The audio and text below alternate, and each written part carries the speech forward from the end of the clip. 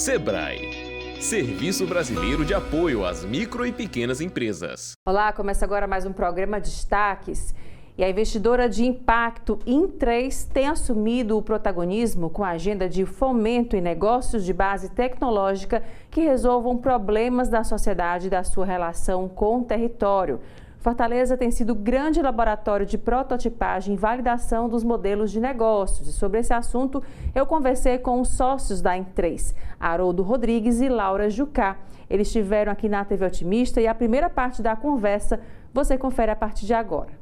Haroldo, Laura, muito obrigada pela presença de vocês aqui com a gente no Destaques para bater um papo, né, sobre sustentabilidade, né, créditos verdes, né, e sobretudo um pouquinho de pensar mais além, né, com relação às empresas, o poder público, a sociedade em si, né. Muito obrigada. Obrigada a você, obrigada a você pela oportunidade. Vou começar com a Laura, né. E falando um pouquinho da tua expertise, da tua experiência com relação à gestão de resíduos, né? Conta um pouquinho pra gente. Bom, eu trabalhei, eu fui convidada no início do ano pelo Haroldo para participar, para ser sócia da In3, né? Que é essa investidora de impacto social e ambiental. E eu trabalhei nos últimos 10 anos na Prefeitura de Fortaleza, na Agência de Fiscalização de Fortaleza, a AGFIS. Nos últimos 4 anos eu estive à frente da agência como superintendente e nesse período eu pude conhecer verdadeiramente a cidade, conhecer os desafios, né, as nossas desigualdades e também os nossos desafios ambientais que a gente tem na cidade de Fortaleza. A gente focou bastante no último ano, né, especialmente assim, a AGFIS, na questão do descarte regular de lixo na nossa cidade, nos pontos de lixo e toda a problemática que trazia com essa situação. Então, foi nesse momento que eu pude aprender mais e ver a reciclagem como alternativa também para a questão de sujeira, de ocupação irregular, né, e também de trazer doenças, né, para todos bairros, ruas e ali que estavam sofrendo com esse descarte irregular de resíduos. E também nessa mesma perspectiva, né, Haroldo, você também trabalhou, né, nessa questão de gestão de resíduos. Conta um pouquinho da tua história também pra gente. Então vamos lá, Elaine, obrigado pelo convite, né, super feliz de estar aqui com a Laura, falando um pouquinho do que a gente tem feito. Eu tenho uma trajetória acadêmica, uma vida dedicada à Universidade de Fortaleza, à Unifor, e ao mesmo tempo servindo ao poder público. Eu fui presidente da FUNCAP, da Fundação de Pesquisa do Estado, e fui presidente do Conselho da Agência Reguladora. Então, essa oportunidade de conciliar a universidade com o poder público me deu a percepção de que eu precisava gerar mais riqueza para a sociedade. Foi daí que em 2017 eu deixei a universidade e resolvi empreender, criando uma investidora, como a Laura falou, de negócios sociais e ambientais, que é a In3. Durante essa trajetória, né, de 2017 para cá, eu pude perceber que muito mais além do que fomentar esse ecossistema, a construção do ecossistema era muito mais consistente e muito mais relevante. Nessa construção do ecossistema, eu me deparei com a questão da gestão dos resíduos sólidos como um problema social, mas muito mais além como uma solução econômica para poder gerar um valor para um problema que, como a Laura falou também, é extremamente preocupante para a sociedade. Foi aí que, de 2022 para cá, a gente decidiu focar numa vertical, que é a vertical da economia verde, a vertical dos créditos de reciclagem, e percebi que precisava estar acompanhado de alguém que pudesse me dar um substrato mais consistente dessa relação entre a iniciativa privada e o poder público. Daí o perfil da Laura se encaixou muito bem para os desafios, para os novos produtos que a In3 começa a fazer investimentos e daqui a pouco a gente vai falar, tenho certeza. É isso. E aí nessa dobradinha, né? De olhares diferentes, mas ao mesmo tempo sobre um único propósito, né? Que é pensar para além do descarte, da reciclagem em si, mas muito mais além de ver como um negócio, né? Toda aquela cadeia produtiva, de fato, produtiva mesmo, de resíduos, enfim. O que vocês observam, né? Na experiência que vocês tiveram durante esse período, de dificuldades, não só do poder público, privado, a sociedade em si, mas desse olhar de pensar para além da boa vontade, digamos assim, né? A gente estava conversando aqui nos bastidores, de pensar, não, eu vou coletar porque eu quero ajudar o meio ambiente, eu quero ajudar o catador. Para além disso, né? O que tem de dificuldade ainda? É educação? Ainda é investimento? O que seria nesse sentido? Eu acho que, primeiramente, a gente tem uma questão educacional, de consciência, né? E aí isso vai para além do Ceará, né? É realmente a conscientização que aquilo, eu tomei um refrigerante, estou ali com a garrafa e vou jogar fora e aquela minha responsabilidade acabou, joguei no lixo, descartou e nem vou pensar naquilo, né? A gente precisa saber que aquilo vai continuar no nosso planeta. Então, qual é a solução que tem para isso? A gente fazer a reciclagem. No momento que a gente, né, investe na economia circular, investe na reciclagem, a gente também está tratando de uma questão social, porque a gente está trazendo valor para toda uma cadeia de reciclagem que começa com os catadores, que são aquelas pessoas que vivem de catar, né, de coletar um resíduo para ele ser transformado para a reciclagem. Então, eu acho que começa com a conscientização da separação, né, da coleta seletiva, e isso tem que partir de cada um de nós. A gente saber que a gente está ali, eu acho assim, as pessoas falam tanto ambientalmente, queremos ser, eu acho que a geração que está vindo, né, após a gente, eles são muito mais conscientes ambientalmente, e o primeiro local, né, que você pode começar esse trabalho é na sua casa, na sua própria casa, e o resíduo é um ótimo começo. E aí, posso só complementar? Pode, com certeza. Eu vou dar um passo à frente do que a Laura falou naquilo que é a raiz da solução para o problema, é a questão da educação, a questão cultural. Mas não há como não falar da estratégia.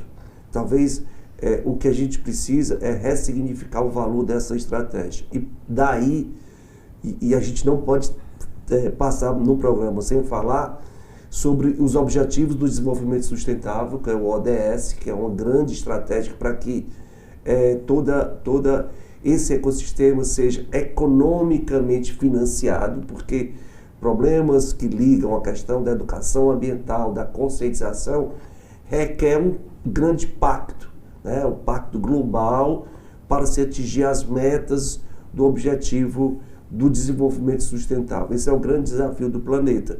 E começa de casa, na família. Então, o ODS é a tradução. Então, começam a falar de metas de desenvolvimento.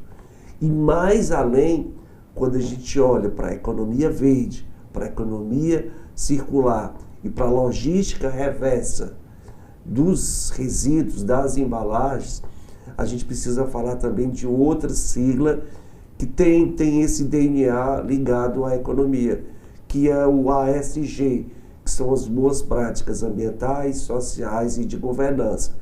Então, se você casa uma mudança de cultura, cujo desafio é aportar recursos públicos, privados e da sociedade para colocar a questão dos resíduos na agenda econômica, a gente começa a dar concretude àquilo que vai para além da boa vontade de querer dizer, eu vou fazer isso por uma questão de filantropia, de doação, mas é muito mais além do que isso.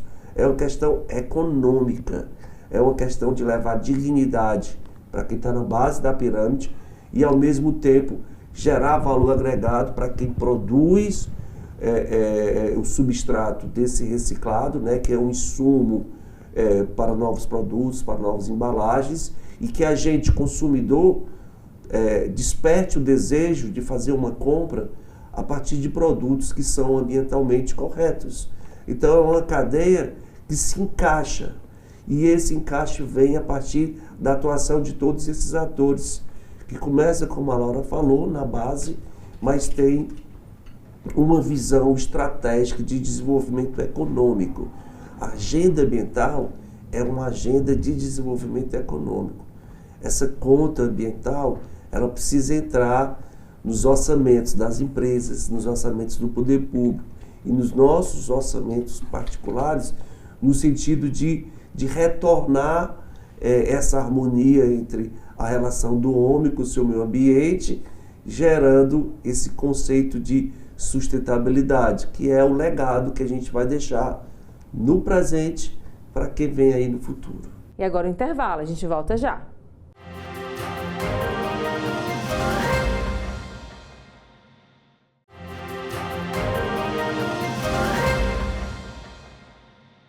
E agora você confere a segunda parte da entrevista com os sócios da investidora de impacto em 3, Haroldo Rodrigues e Laura Chucá.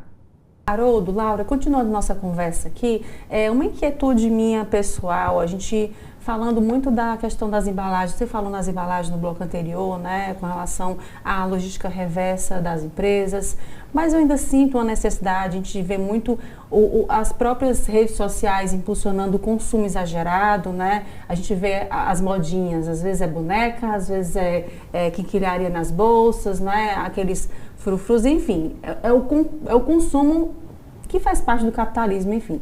Como é que a gente consegue? Existe fiscalização, tem que ter algo que obrigue as empresas a fazer essa logística reversa. Ok, você quer vender, tudo bem, mas contanto que isso também retorne, né, de uma certa forma, as embalagens, os produtos, né, por mais refis.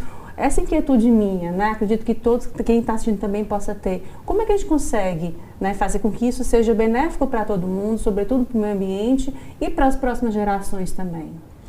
Então vamos lá, Elaine, pergunta muito pertinente. A legislação brasileira, né, que é super moderna, ela trata do resíduo da seguinte forma: deve haver uma responsabilidade compartilhada. Normalmente, hoje, a gente só olha para a grande indústria. Por que a gente olha para a grande indústria? Porque ela faz parte de um grande pacto nacional, que são os acordos setoriais, que exige que as grandes geradoras, as grandes indústrias, invistam determinado percentual, tá, do que se é produzido em embalagem na logística reversa. Então há algo que é mandatório. Para 2025, 28% do que é gerado de embalagens dentro das indústrias que utilizam produtos envasados por embalagens, deve forçosamente investir 28%. Então esse hoje é quem está pagando a conta. Mas o comércio, o serviço e nós domiciliares temos também esse compromisso. Então o desafio que você traz está na raiz naquilo que a Laura falou, que é a questão da conscientização. A indústria já está consciente porque ela tem um compromisso de fazer investimento na logística reversa. Daí, talvez esse seja o mote para eu antecipar o que a gente vai falar, que é a necessidade de colocar investimentos em créditos de reciclagem na agenda de negócios para comércio, serviço, além da indústria, e para quem tem essa consciência e tem seus lastros familiares, que quer investir nessa cadeia, porque essa responsabilidade é compartilhada. Então, quanto mais se colocar à disposição instrumentos financeiros inteligentes, você vai aumentar a capacidade de percepção da sociedade e desse ecossistema, que o resíduo ele é uma matriz econômica, porque hoje o resíduo ele é considerado lixo. Então, quando a sociedade abre mão de fazer uma coleta seletiva e buscar o retorno, o bônus da entrega desse resíduo, ela está pegando centavos e descartando pela coleta domiciliar, que está indo para o aterro para ser ou enterrado ou incinerado, e você está jogando resíduo no lixo, dinheiro no lixo. E nesse caso, Laura, também, como é, para quem está assistindo que é leigo no assunto, o crédito, compra de créditos verdes, na prática, como é que se dá isso? Tanto para a sociedade como para as empresas também. Certo. Similar o crédito que é muito falado, que é o crédito de carbono, né, que também é um crédito verde, o crédito de reciclagem, ele visa aumentar a reciclabilidade das empresas, né? Então, de empresas recicladoras, de todo, incentivar economicamente essa cadeia que começa, como eu falei, com os catadores. Então, as empresas, elas conseguem aumentar o índice de reciclabilidade e conseguem vender esses créditos de reciclagem. Quem é que compra esses créditos de reciclagem? Essas empresas, como o Haroldo falou anteriormente, que precisam, né, tem metas aí de investir no ESG, investir em créditos verdes com seus acionistas, com seus stakeholders. Então, a gente faz, a Recibex, ela na verdade faz o link de quem recicla, de quem está na cadeia da reciclagem, quem está participando, com as empresas que precisam comprar esses créditos de reciclagem. E nesse caso, também a Recibex é um produto que vocês estão lançando agora, né, da Em3. E aí, como é que foi pensado isso a partir dessa demanda, dessa dor, de não ter essa ponte que a gente estava conversando aqui antes, né, de fechar esse ciclo? Vamos lá. A Recibex é um spin-off que nasceu de algumas consultorias que a Em3 fez para municípios que tem financiamento de um banco multilateral, multinacional, que é o Banco CAF, a Caixa Andina de Fomento, onde a gente percebeu que a estratégia de inserir a coleta seletiva nessa agenda do município, da sociedade, da empresa, precisava de alguns instrumentos de facilitação. Uma das teses da Em3 é investimento em digital. Então, a plataforma Recibex é um ambiente digital que gera oportunidade para que esse resíduo seja rastreado desde a sua origem até o destino final, garantindo, através de documentos que geram segurança jurídica e que tem por trás uma tecnologia blockchain que garanta para que esse comprador tenha certeza absoluta de que ele está comprando um material que foi reciclado tão e unicamente uma vez. Porque o mercado ele é muito informal. A questão dos instrumentos de rastreabilidade gera uma insegurança jurídica muito grande para quem necessita comprovar. Então, a tecnologia blockchain que é usado na Recibex garante, né, tanto para o gerador quanto para o investidor, né, que precisa desse, para quem vende, para quem compra, essa rastreabilidade da cadeia. E ao final, outro diferencial da Recibex é que o nosso certificado de crédito de reciclagem, que é um papel que comprova que houve rastreabilidade, ele é um token, ele é um NFT, ele é um documento que tem uma super segurança jurídica e são feitos instrumentos, né, contratos inteligentes de quem vende e de quem compra. Esse é o negócio, tá? É super importante e às vezes gera distanciamento, mas esse distanciamento é mais pelo desconhecimento de que há um compromisso da Recibex em garantir para os dois atores desse sistema, né, os dois atores fins, de que há uma segurança na operação. Semelhante a que você faz uma operação de Pix, semelhante a que você faz uma operação em determinado fundo, em determinada estratégia econômica. É a mesma coisa, não muda absolutamente nada. E ter essa segurança, né, mostra que para além da entrega do serviço, tem todo um pensamento por trás, né, de que aquilo está sendo feito de forma correta, né, que o destino está sendo feito para onde é para ir, que o catador está trabalhando, né, toda a cadeia, né, Exato. envolvida está sendo trabalhada de forma de acordo com o que as normas determinam, né? Perfeito. O crédito de reciclagem, ele existe para que seja investido nessa cadeia, para que seja investido. Para além da venda do material reciclado, esse pessoal dessa cadeia, ele vai ter investimento, né, nas pessoas, nos equipamentos, em equipamentos de segurança. O objetivo é fomentar a cadeia de reciclagem para que a gente tenha um aumento do índice de reciclabilidade e menos resíduos sendo jogados em lixões e em aterros sanitários. Tá, joia. Obrigada mais uma vez pela presença de vocês. Só para a gente encerrar aqui, vocês falaram um pouquinho também como é que faz para entrar em contato com a empresa, né? Para saber mais sobre esse projeto e sobre outros também que vocês estão realizando. Como é que faz para acessar site, redes sociais? Fiquem à vontade. Vamos lá. No Instagram é @in3, então você coloca INTR, numeral 3, S, em 3 capital, ou você pode também pegar informações no site, que é www.intr3s.com.br. Tá, já. Muito obrigada, Laura. Obrigada a você, Elaine. Muito obrigada à TV Otimista pela oportunidade da gente trazer aqui um pouco sobre a reciclabilidade e a Recibex. E agora o intervalo, a gente volta em instantes.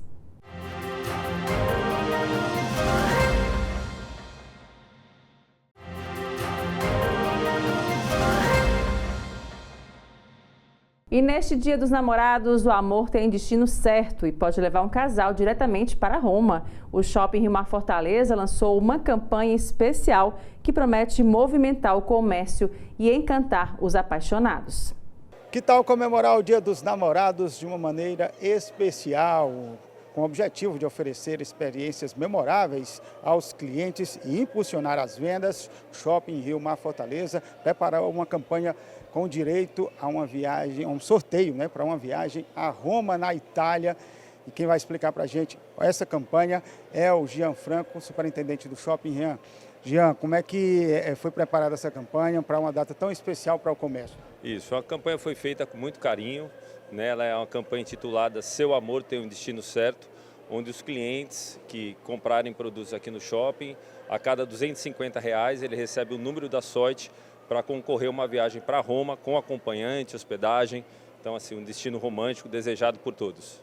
Fala um pouquinho sobre a importância, né, do Dia dos Namorados, essa data tão importante para o comércio. Mais uma data comemorativa, uma data sazonal, a gente vê um aquecimento nas vendas, né, nesse período. Então é sempre importante, no momento sazonal, a gente também promover, fazer uma promoção para os clientes que comprarem aqui no Rio Mar Fortaleza. Obviamente com a aderência das lojas todas. Isso, todas as lojas participam, algumas lojas se destacam um pouquinho mais, como o segmento de perfumaria, joias, vestuários, mas o shopping todo pode participar, o shopping todo participa.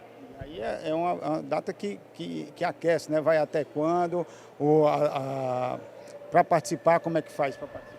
Então, a cada R$250 em compra, o cliente ganha o número da sorte para concorrer. De segunda a quarta-feira ele recebe cupom em dobro, né? Então vale a pena também fazer essa troca nesse período. E a campanha vai até o dia 15 de junho. Faz a troca, tem um posto de troca aqui. Isso, tem um posto de troca no piso L2, na frente da loja do Vozão. Jean, muito obrigado, viu, pelas suas informações. Está aí, você quer presentear seu namorado, sua namorada, vem aqui para o Shopping Rio Mar, que tem a oportunidade, inclusive, de tanto dar um presente especial também com essa viagem para Roma, na Itália. Agora a gente volta ao estúdio. O Destaques fica por aqui. Obrigada pela sua companhia e até o próximo programa.